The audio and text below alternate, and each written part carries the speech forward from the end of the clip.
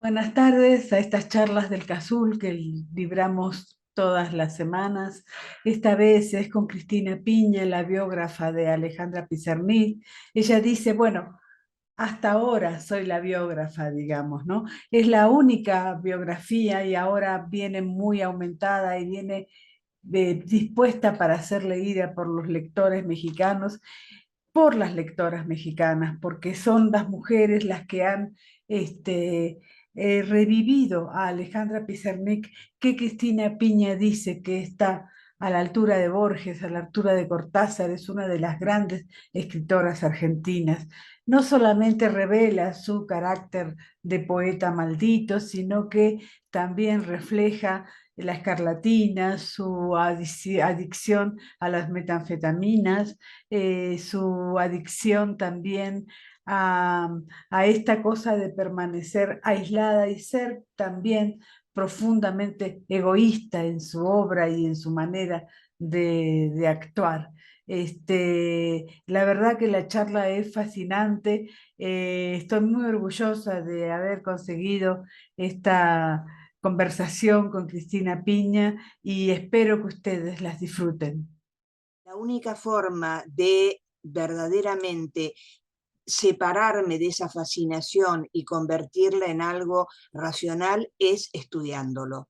Entonces comencé a estudiar la obra de Alejandra porque era tal la fascinación que quería ver todo lo que había detrás. Y eso, justamente, el ir ahondando en lo que había detrás de esa poesía maravillosa, fue lo que determinó que yo me centrara. Yo escribí el primer libro sobre Alejandra en 1981, que fue no me acuerdo cómo se llamaba, ya hace tanto tiempo, en el 78, en el 81 fue, perdón, fue el primer libro de crítica, porque yo tengo crítica y la biografía aparte, pero empecé a trabajarla en ese momento y por ese motivo. Cuando empezaste a estudiarla, cuando empezaste a analizar no solamente su obra, sino también su vida, empezaste también a tener diferencias con lo que se decía acerca de la vida de ella, acerca del mito, acerca Sí. de todo lo que estaba alrededor. Sí, sí, justamente en lo primero que reparé cuando me puse a fijar en su vida, que además es muy difícil no fijarse en su vida cuando uno viene de la poesía, Claro. porque para Alejandra la vida y poesía están unidas. Entonces, desde ese punto de vista es cuando uno dice que es una poeta maldita, porque vida y poesía están unidas, además de los otros rasgos. Y esta unión de vida y poesía hace imposible que cuando uno está trabajando la obra no se remita a la biografía, y cuando está trabajando la biografía no se remita a la obra, porque eso es, en el poeta maldito es algo que está absolutamente unido, y en Alejandra está unido. Desde ese punto de vista, toda la biografía trata de enfocarla desde ese punto de vista y no atendiendo exclusivamente al mito, que muchas veces atender al mito lo que hace es separarlos de la obra, porque hay mucha gente que conoce el mito pero no conoce la obra. Y eso es absolutamente imposible, porque la vida sin la obra no tiene sentido y la obra sin la vida tampoco. Desde ese punto de vista hay una unión muy importante, y es lo que nosotros tratamos con Patricia Venti, tratamos de destacar en nuestra biografía. La biografía está ahora en México y van a poder ser disfrutadas por todos en esta fecha que se cumplen los 50 años de su muerte. Y a mí me gustaría muchísimo que todos leyeran precisamente la obra, porque hay algo que tiene que ver con la cultura de la cancelación que está ahora tan de moda, que nos remite a pensar o nos obliga a pensar en que si Cortázar, si Alejandra Pizarnik, que Alejandra Pizarnik también escribió La Condesa Sangrienta, como escribió Cortázar, que por qué no fue tan famosa ella y fue tan famoso Cortázar. A mí me resulta sumamente intrincado seguir ese camino. ¿Cómo lo ves tú? Bueno, la diferencia entre Cortázar y Alejandra creo que tiene que ver fundamentalmente con el género que maneja cada uno. Ujú, Nosotros sabemos que la poesía es mucho más difícil en su recepción mm, que la narrativa. Entonces Cortázar, que además tiene una novela maravillosa que es Rayuela y todos sus cuentos que son del más alto nivel, tiene una lectura extendida y amplísima. Mientras que con la poesía siempre ocurre lo mismo, es mm. mucho menor la cantidad de lectores y desde ese punto de vista es mucho menor la fama que tiene un poeta que la fama que tiene un narrador. Sí, por supuesto, ustedes pueden pensar en Pablo Neruda, pero Pablo Neruda es su vida y su obra también y tiene una figura pública muy destacada y muy subrayada. En cambio, en Alejandra no tenemos una vida pública al estilo de la de Neruda y tenemos en consecuencia una obra mucho menos leída que la de Cortázar. Y yo creo que el género tiene que ver fundamentalmente. Ahora, leyendo los dos libros, 62 Modelo para Armar y La Condesa Sangrienta, a mí me parece que podemos también llegar a algo nuevo, ¿no? Y sí, porque en Alejandra vamos a tener la reconstrucción absolutamente magistral de la condesa como figura aterradora y como figura de la muerte. Y vamos a tener en ese pequeño libro totalmente condensado en una prosa maravillosa, en una prosa profundamente poética, esa figura que va a salir configurada de ese libro, de ese pequeño libro, que es un gran libro al mismo tiempo. En cambio, en Cortázar vamos a tener que no es el centro del libro, sí es importante, pero no es lo fundamental como es el caso de Mm, la Condesa Sangrienta. Y está pero además recordemos que 62 Modelo para Armar no es uno de los libros famosos de no. Cortázar. Tiene muy pocos lectores y desde ese punto de vista hay una figura muy terrible que es la que creo que no asimila a la gente, que es la figura de la condesa sangrienta. Y en Alejandra está mucho más presentada, mucho más trabajada esa figura aterradora y terrible. Desde ese punto de vista yo creo que para la figura de la condesa Bathory es mucho más importante el pequeño librito de Alejandra que 62 Modelo para Armar. Ujú, ujú. Yo he leído los dos y a mí me, me apasionan los dos también, ¿no? Sí, Me encantan los dos. Ahora, hay otra cosa que tiene que ver con Julio cuando ella perdió, bueno, habría perdido, pero finalmente no perdió el original. el original de la novela. ¿Qué podríamos decir de esta relación, que por supuesto está aquí, pero me gustaría que tú la dijeras? Bueno, indudablemente hay una relación muy profunda entre Julio y Alejandra. Eso se ve en las cartas de Julio, en las grabaciones de Julio, en todas las dedicatorias y las pequeñas, las cartas que son fundamentales, donde Cortázar va a adoptar el lugar de hermano mayor. ¿M? Mm, Claramente, hay una relación muy profunda y Julio además la admira como poeta. Ella, por supuesto, lo admira como narrador, pero Julio la admira como poeta. Y hay esa relación protectora, porque él le dice o la reta cuando ella tiene su segundo intento de suicidio, y él la reta y le dice, burra, ¿cómo has hecho esto? No puede ser. Es verdaderamente el lugar del hermano mayor. Esa pérdida de él, que al final no la perdió, pero lo tenía extraviado, digamos, mm, ese extravío yo creo que tiene que ver con el desenganche de Alejandra respecto de lo que la rodea, porque en Alejandra hay una relación muy autotélica verdaderamente, que está muy vuelta sobre sí misma y en algún punto en algún punto, porque nos encontramos de pronto en en la correspondencia que ella es capaz de pensar en sus amigos y recomendarlos, etcétera, etcétera, pero con Julio evidentemente ese encargo va a ser no registrado en su verdadera importancia por Alejandra. Ujú, Entonces, bueno, eso que no se pierde, pero que está extraviado bastante tiempo, ujú, demuestra un cierto descuido que tiene que ver con esa cuestión autotélica de Alejandra, creo yo, porque ujú. no podemos olvidar, Alejandra es fascinante, pero al mismo tiempo también es una figura de un egoísmo tremendo en algún aspecto. En algunos aspectos, porque como decía, también cuando uno va a la correspondencia se encuentra con otra Alejandra, una Alejandra que le da importancia a sus amigos, que los recomienda, que puede ser tierna, divertida, etcétera, etcétera. ¿Mm? Ujú.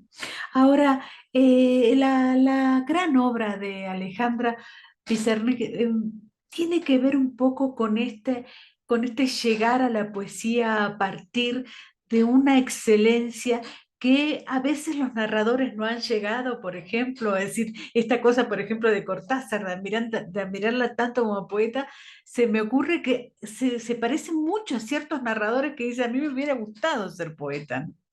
Sí, lo que ocurre con Alejandra es que contrariamente a los que están pegados al mito de Alejandra, Alejandra era una trabajadora imparable de la forma. Nosotros nos Ujú. encontramos con una forma absolutamente trabajada y perfecta, porque cuando uno ve los poemas de Alejandra se da cuenta de que no hay ni una palabra que se pueda cambiar, ni siquiera cambiar de lugar. Eso se ve muy claramente en lo que llamaba Juan Gustavo Cobo Borda los libros encantados, Árbol de Diana y los trabajos y las noches, pero también se ve en Extracción de la piedra de locura y en El infierno musical, porque de la misma manera en que en los poemas más breves y más condensados va a tener una perfección lograda a partir de una austeridad extrema, vamos a encontrarnos con ese mismo trabajo en los poemas extensos, que en Alejandra están trabajados también como un orfebre. Y yo Ujú. creo que a los narradores eso les despierta una especie de admiración por el trabajo extremo que en la prosa habitualmente, pensemos en Flaubert, que es un ejemplo excepcional, que trabajaba la prosa como si fuera un poeta, Ujú, pero la mayoría de los narradores no lo trabajan así. ¿Mm? ujú. Eh, Tú eres poeta y una de las cosas que siempre dicen los poetas y que siempre muestran son la cantidad de palabras, digamos, ¿no? Y a mí, por ejemplo, una de las cosas más inmensas de la obra de Alejandro es precisamente esa falta de palabras, ese como ir al silencio, digamos, esas aliteraciones que todo el tiempo van mostrando los nuevos poetas y dicen, esta es la poesía, y no tiene nada que ver con lo de Alejandra. ¿Creerías que es un poco eso? Bueno, yo creo que es el trabajo extremo, Claro. absolutamente. Yo creo que es el trabajo extremo lo que nos da ese buscar el ritmo, la sonoridad, la palabra perfecta, la condensación extrema. Porque también hay condensación extrema en los poemas extensos, porque tampoco podemos empezar a cambiar palabras. Entonces yo creo que en Alejandra hay algo casi excepcional, que es la forma de trabajar el lenguaje. Y otros poetas que creen que escriben como ella, no lo escriben porque no tienen ese trabajo de orfebre que tiene Alejandra. A mí me gusta mucho hablar de orfebre porque están trabajadas las palabras como si fueran gemas, Ujú, ujú, trabajadas desde todas las perspectivas y puestas como gemas en una alhaja, esa alhaja que es el poema. ujú. ¿Mm? Ahora, estudiando y viendo tanto a Alejandra Pizarnik, ¿influyó en tu manera de escribir poesía? Por supuesto que influyó y tuve que sacármela con peine fino, porque hay algo que es cierto, sí, porque hay algo que es cierto. si uno se deja ganar por la influencia de Alejandra, queda absolutamente pegado. Y uno no se puede pegar a la poesía de Alejandra porque está íntimamente conectada con su vida. Y uno, si se deja influir por Alejandra, está tomando la vida y la obra de ella. Y eso es absolutamente imposible y ridículo. Entonces, yo creo que Alejandra sin duda, al comienzo fue una influencia fuerte, pero tuve que sacármela con peine fino, absolutamente, por más que esté presente, y además hay ciertas cosas, ese trabajo extremo, yo lo he heredado, lo he aprendido, más que heredado, lo he aprendido de ella, ese trabajo extremo, esa corrección, eso de buscar la cosa más perfecta que se puede encontrar, las palabras más perfectas, pero sacársela con peine fino. Es cierto. Ahora también hablas de la amistad que existía entre Olga Orozco y Alejandra Pizarnik, dos poetas que son absolutamente distintas, ¿no? Y tan unidas que estuvieron en una época. Y estuvieron, porque Alejandra la llamaba mi mamá literaria, mi madre literaria, Olga. Y es cierto, eran muy diferentes, pero había una influencia, una marca en las dos, elaborada de distinta manera, que es el surrealismo. En Alejandra está el surrealismo, en esa hacer de vida y obra, unirla en un solo momento de incandescencia y convertir a la vida en un acto poético, que eso es propio de los surrealistas. Y en Olga, además de eso, hay un trabajo del lenguaje que tiene que ver con las imágenes, la libertad de las imágenes oníricas del surrealismo.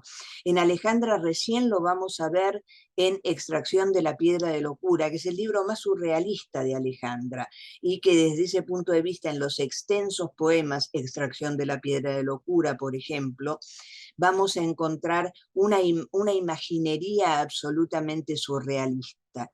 Y con Olga hay esa unión a partir, en el caso de Alejandra, de la admiración por el surrealismo y de tomar en cuenta, para decir, yo que he trabajado con la biblioteca de Alejandra, hay un montón de libros del surrealismo y de André Breton y de los diversos poetas que tenían que ver y ensayos sobre el surrealismo que demuestran el interés que tenía Alejandra en el surrealismo, pero no un interés transformado en su propia poesía, salvo en como digo, el imaginario que aparece sobre todo en Extracción de la piedra de locura y en menor medida en El infierno musical. A mí de los surrealistas, Alejandra, me hace acordar mucho a Robert Desnos, que es por ahí el menos surrealista de los De los surrealistas, de sin los lugar a surrealistas. dudas. Y me hace acordar también un poco a Antonin Artaud por esta forma de vivir la poesía y de sumirse en la poesía, digamos. Exacto, vale decir, Alejandra tenía una profunda vinculación interna con Artaud, porque además recordemos que Artaud es un poeta maldito, y desde ese punto de vista, el estar cerca de la locura, el consagrarse absolutamente a la poesía, a la escritura, va a ser una marca de Artaud, que va a ser como el que un poco en él va a desembocar la línea de Rimbaud, Lautréamont, Artaud, que van a ser muy claramente enganchados entre sí como surrealistas, como poetas malditos, y en Alejandra va a culminar eso en alguna medida. Por otro lado, se me ocurre que su poesía, a pesar de los libros que usted menciona, que tú mencionas, está totalmente alejada del surrealismo como movimiento, como esas medidas que instruyó André Breton, digamos, esta cosa de ser o no ser surrealista, digamos, ¿no? Y además hay otra cosa, la escritura automática no puede ser más lejana Exacto. más lejana de Alejandra, indudablemente. Pero lo único que sí tiene de surrealista es que Breton decía que más que hacer poemas había que hacer con la vida poesía. Eso es Eso está en Alejandra. Ese es el aspecto surrealista que está en Alejandra. No, yo creo que la imaginería en, nada más que la imaginería en Extracción de la Piedra de Locura y en El Infierno Musical menos. Ujú, Pero yo creo que aparte de eso no se puede decir que Alejandra fuera una surrealista, pero tiene esa conexión por el lado de hacer con la vida hacer con la vida un poema, de la vida un poema, más que escribir poemas como decía Bretón. Pero después ujú. todo lo otro de la escritura automática y demás, de ninguna manera. Pero también Bretón y Éluard no van a atenerse a esa escritura automática prácticamente nunca, porque van a tener una escritura cuidada. Ujú. Eso es cierto, sobre todo el que es uno de mis poetas preferidos, digamos, ¿no? Sin lugar a dudas. Ahora, yo también pienso muchísimo en Vincent Van Gogh cuando pienso en la vida de Alejandra. Me parece que hubo ciertas circunstancias y leyendo tu libro un poco me seduce pensar eso, que hubo ciertas circunstancias que ella no manejó, digamos, que hubo como ciertas desgracias, Y ciertas cosas alrededor, ¿no? sin lugar a dudas, ya desde la infancia lo vemos, con la tristeza que hay en la familia a partir del estado de la familia de ellas que está en Europa, que excepto los dos tíos que están en París, van a morir todos en relación con el nazismo, van a morir en campos de concentración, y todo eso va a incidir en la infancia de Alejandra, lo he hablado mucho con la hermana, y eso va a poner una pátina de tristeza en la infancia. Y además, como lo dice también, lo comentaba también la hermana, que nosotros lo ponemos, el hecho de que haya tenido esa enfermedad, esa escarlatina que va a transformarla y va a convertir a una niña que tenía 12 años, a una niña divertida, abierta, alegre, en una chica encerrada, mucho más, nada expresiva, y que eso la va a marcar también. Y después están los otros factores, que era tartamuda, que se sentía fea, que batalló toda su vida contra la gordura, pero como si fuera una gorda, no era una gorda, era un poco gordita, pero estuvo obsesionada, y de ahí comienza toda la relación con las pastillas. Él, por tomar anfetaminas de chiquilina, de adolescente, que en la época se podían comprar las anfetaminas tranquilamente en cualquier farmacia sin necesidad de una receta. Y yo creo que esos factores que rodean su infancia van a ser muy determinantes en Alejandra. ¿Mm? Ujú. Entonces, desde ese Sí. punto de vista, hay cosas que ella no controla y que van a incidir en ella. Ujú. Yo pensaba mucho en el tema de la gordura porque precisamente jamás la vi gorda. Yo tengo problemas de sobrepeso, entonces yo miraba y decía, bueno, la verdad que no, no La está verdad que gorda, no. que no. Pero por otro lado, pensaba mucho también porque mi madre tomó anfetaminas en esa locura que uno compraba las anfetaminas como si fueran Aspirinas. caramelos, y los cambios de carácter eran tremendos en ella, digamos. Entonces yo pensaba también en siendo una víctima de esta historia, que hace poco se hizo una película en Estados Unidos en donde se hablaba precisamente de las víctimas de las anfetaminas, ¿no? Cómo uno no puede decir que no fue una droga, ¿no? Además, es una droga que luego va a llevar al consumo de otras drogas, por Claro. lo menos Alejandra, y eso va a sumarse con otras circunstancias de su vida. El segundo analista de ella, Enrique Pillon Rivière, va a recetarle psicotrópicos y después ella va a sumar esos psicotrópicos recetados los que ella quiere, porque, o los que ella quiere consumir, porque recordemos lo que decía uno de sus amigos, Roberto Gianni, que llamaba a los departamentitos o a las piecitas que tenía Alejandra en París la farmacia. La casa de Alejandra era la farmacia, porque indudablemente también eso va a incidir, lentamente va a irla afectando mentalmente, porque llega a un consumo absolutamente desbordado y que la va acercando a la locura, sin lugar a dudas. No es que esté loca, pero la va acercando todo este consumo de psicotrópicos que van a determinar una serie de cosas en ella. Y finalmente el suicidio, que va a ser con 50 pastillas de seconal sódico, que es un psicotrópico. Todo esto que surge, como vos decías, de las anfetaminas, que va a ser como la primera droga y la que va a llevar a todas las demás. Ahora, cuando ella muere, que muere tan joven, ¿tenía previsto esta importancia de su poesía en el mundo de la literatura? Yo creo que no lo tenía previsto, pero que por un lado sabía que su poesía era buena. Eso sí, eso lo sabía, que su poesía era buena, pero que imaginara que iba a tener un éxito tan grande de ninguna manera, creo. De ninguna manera Alejandra lo pensó. Además, bueno, tampoco lo podemos saber porque Alejandra, una de las cosas terribles de los diarios es que no va a poner nada positivo en los diarios, ni las cartas maravillosas que le manda Cortázar o Octavio Paz, ni el reconocimiento que tiene cuando se gana el primer premio municipal, que aquí es muy importante, y el banquete que le hacen los amigos para celebrar ese premio. De eso no hay ningún registro en el diario. Ningún registro, está solamente lo terrible, lo oscuro.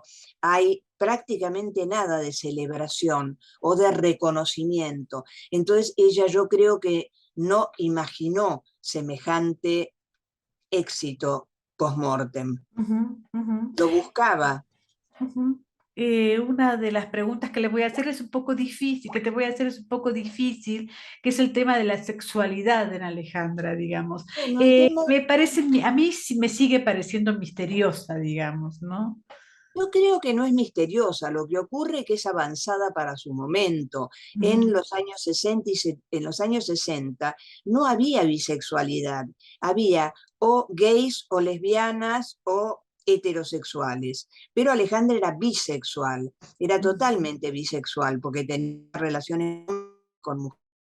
Y yo creo que es avanzado para su época. Hoy en día es una cosa común, pero en su momento era algo muy adelantado, muy avanzado. Entonces, desde ese punto de vista, a mí no me preocupa hablar de la sexualidad porque ella lo tenía claro, era, como ella lo decía, lesbiana no soy, ella ujú. era bisexual. ¿Mm? Ujú. En el marco de la literatura argentina que tú conoces profundamente bien, ¿dirías que Alejandra está al lado de los más grandes, de Borges, de Cortázar? ¿Dirías que Alejandra tiene esa dimensión? Yo creo que sí, honestamente, porque además hay algo que hay que recordar, y es el hecho de que entre las infinidades de maravillas que tiene Borges, una de sus maravillas es haber transformado la prosa castellana con su manejo de la prosa, con su manejo del adjetivo, etcétera, etcétera, con la sintaxis que usa Borges, que va a transformar la prosa. Alejandra va a transformar el lenguaje de la poesía, porque el castellano es una lengua solar, y de pronto Alejandra logra darle una oscuridad que no es propia de la lengua, la trabaja de una forma tal en que es una lengua, se convierte en una lengua oscura, que eso se lo debemos a ella. Yo por eso pienso que Alejandra está entre los grandes de la poesía argentina y de la literatura argentina. Ujú. Y ahora que se abre Alejandra, que a 50 años de su muerte se piensa muchísimo, se lee muchísimo, ¿y cómo ves Latinoamérica al servicio de ella? ¿Y cómo ves a las mujeres nuevas, digamos, que la leen como si hubiera escrito los poemas ayer?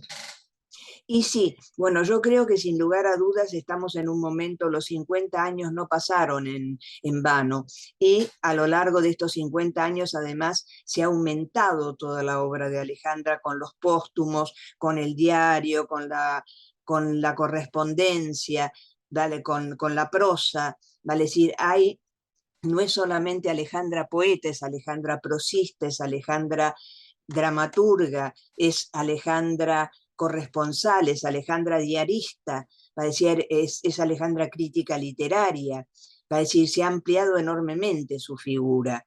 Y yo creo que se la lee en toda Latinoamérica, porque eso lo sé por las tesis y por los trabajos de licenciatura y de tesis doctorales y de tesis de maestría, que a mí me llegan y además lo veo por Academic, por esa institución que estamos todos los investigadores asociados, y constantemente se están haciendo papers, tesis, todo lo que he dicho, que están demostrando el interés que por Alejandra tienen en Latinoamérica y en España, porque Ujú, también en España es muy importante Alejandra, y su ujú, biografía se está vendiendo enormemente en España también. ujú. ¿Qué dirías? Entonces yo, Perdón. Sí, sí, sí. no, no. No, ¿qué dirías de México, digamos, ¿no? Ahora que estamos haciendo esta nota para México. Y bueno, yo creo que en México también hay una recepción importante de Alejandra. Creo que yo he recibido muchos trabajos de mexicanas, sobre todo de mexicanas más que de mexicanos, Ujú, mexicanas mujeres, porque hay una atracción especial para las mujeres en la poesía de Alejandra. Y yo creo que México está entre los importantes países de Latinoamérica que se han centrado en Alejandra o que han comenzado a trabajar sobre ella. ujú. Yo creo que es importante México. Cuando tú hablas de la lengua oscura de Alejandra Pizarnik, también pienso en la lengua oscura de Clarice Lispector. Son dos escritoras que han rejuvenecido en la literatura mexicana y sobre todo las mujeres están muy atentas a todo lo que pasa con ellas.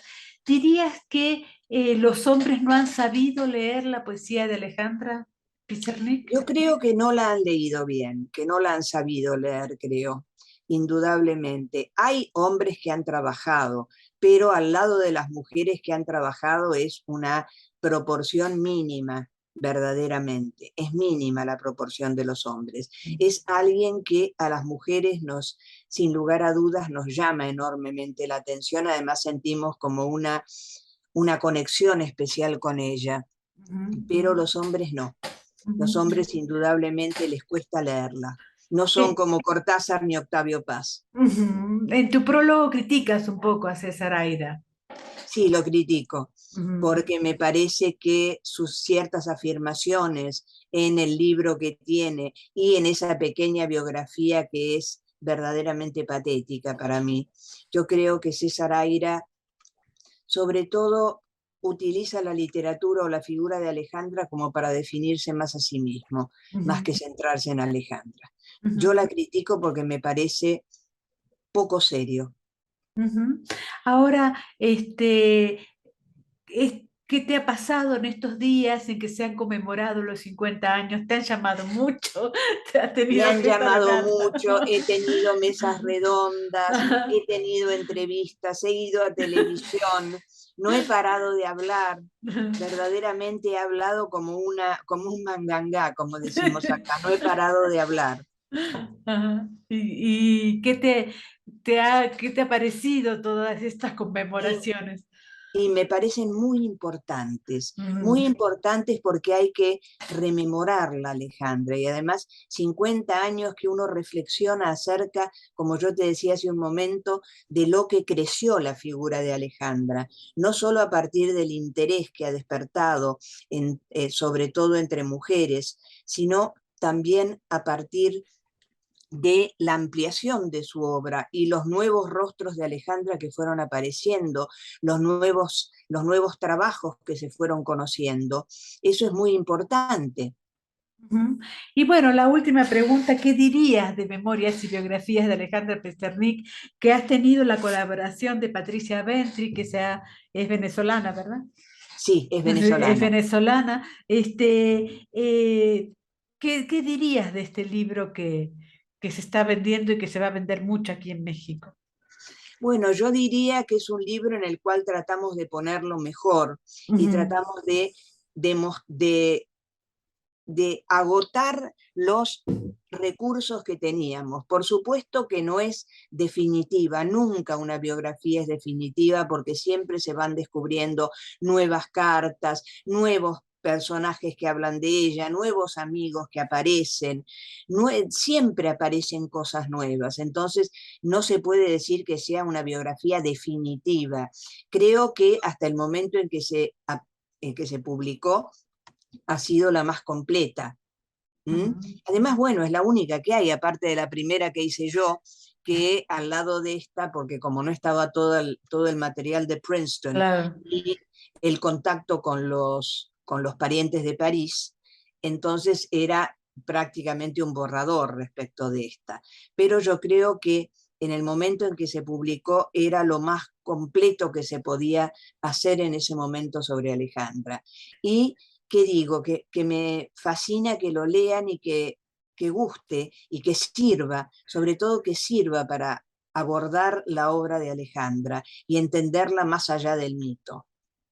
Muchísimas gracias. Ha sido un honor para mí poder entrevistarte, Cristina. No, de ninguna manera. Yo te agradezco enormemente y les agradezco que me hayan hecho esta entrevista, que ha sido verdaderamente muy, muy agradable para mí.